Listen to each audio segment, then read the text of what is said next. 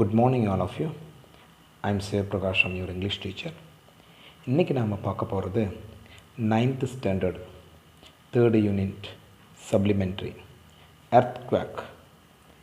MS Mahadevan அவர் எழுதினது. இந்த லெசன்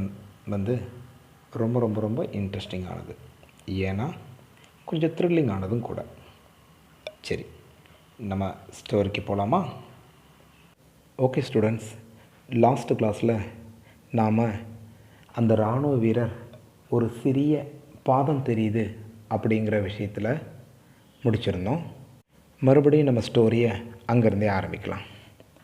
ஐயா, இங்கே ஒரு சின்ன பாதம் தெரியுதுங்க ஐயா அப்படின்னு சொல்லிவிட்டு அங்கே இருக்க ஒரு கதவை மெல்லமாக தூக்குனார்.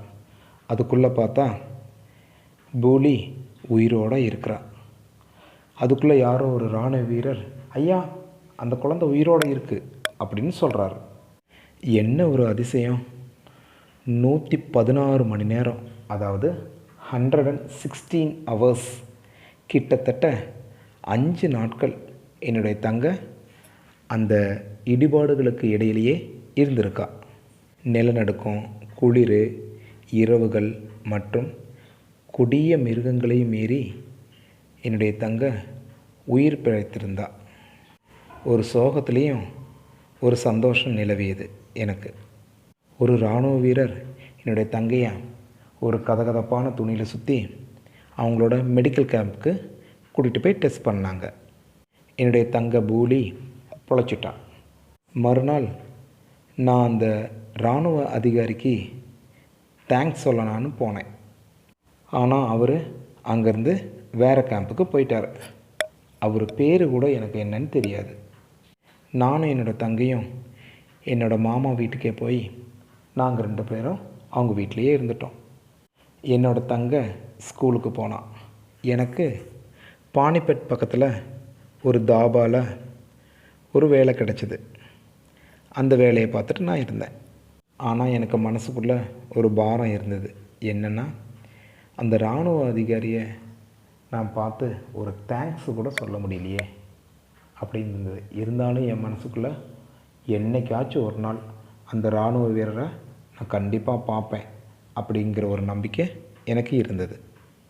ஒவ்வொரு டைமும் ஏதாச்சும் இராணுவ அதிகாரியை பார்த்தா இது அவராக இருக்குமோ அப்படின்னு ஒரு சந்தேகம் இருந்தது எனக்கு. ஒவ்வொரு மக்கள் கூட்டத்துலேயும் நான் என்ன பண்ணுவேன், அவர் மாதிரி ஏதாச்சும் முகம் தெரியுதா அப்படின்னு சொல்லி பார்ப்பேன்.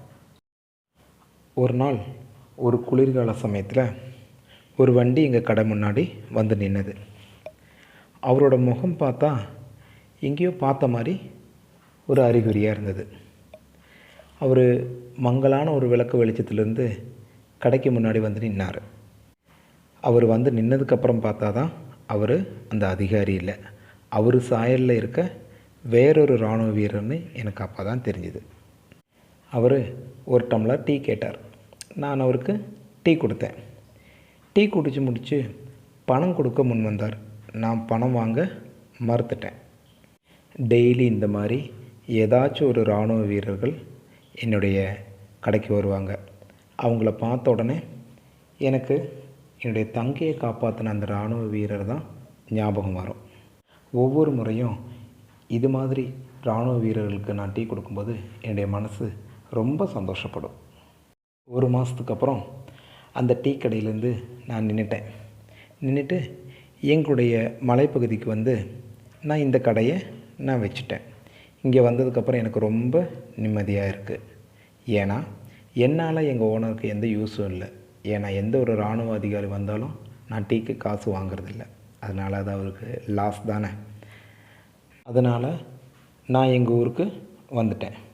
இப்போ நான் என்னுடைய சொந்த முயற்சியில் இந்த கடையை வச்சு நான் நிம்மதியாக இருக்கேன். ஐயா, இந்தாங்க ஐயா, உங்களோட பஸ்ஸு வந்துருச்சு. இந்த டீக்கு பணம் வேண்டாங்க ஐயா, ஏன்னா நீங்கள் ரொம்ப டயர்டாக இருந்தீங்க. நான் தான் உங்களுக்கு டீ தரேன் அப்படின்னு சொல்லிவிட்டு இந்த கார்வால் பகுதியில் வந்து இந்த டீயை வந்து உங்களுக்கு நான் கொடுத்தேன். இந்த கார்வால் பகுதியில் என்னோடய டீ கடையில் கிடைக்கிற இந்த டீ ரொம்ப டேஸ்ட் அதிகமாக இருக்கலாம், இல்லை இல்லாமல் இருக்கலாம். ஆனால் நான் சந்தோஷமாக இருக்கேன். உங்களுக்கு என்னாலான இந்த சின்ன சேவை செய்ய முடிஞ்சதே அப்படின்னு நினச்சி நான் ரொம்ப சந்தோஷப்பட்டுக்கிறேன். உங்களோட பயணம் ரொம்ப பாதுகாப்பாக இருக்கணும் அப்படின்னு நான் வாழ்த்துறேங்க ஐயா அப்படின்னு இந்த ஸ்டோரி முடியுது. இந்த ஸ்டோரியிலேருந்து நமக்கு என்ன தெரியுது? நாம் யாராச்சும் ஒருத்தருக்கு உதவி பண்ணால் அந்த ஒருத்தர் நம்மளை மாதிரி நிறையா பேருக்கு உதவி பண்ணுவார். அதாவது ஒரு நெல்மணியை விதைச்சா நிறையா நெல்மணிகள், அதாவது நெற்கதிராக வர மாதிரி உதவிகள் எல்லாருக்கும் கண்டிப்பாக சென்று சேரும். Thank you students. தேங்க்யூ ஃபார் வாட்சிங்.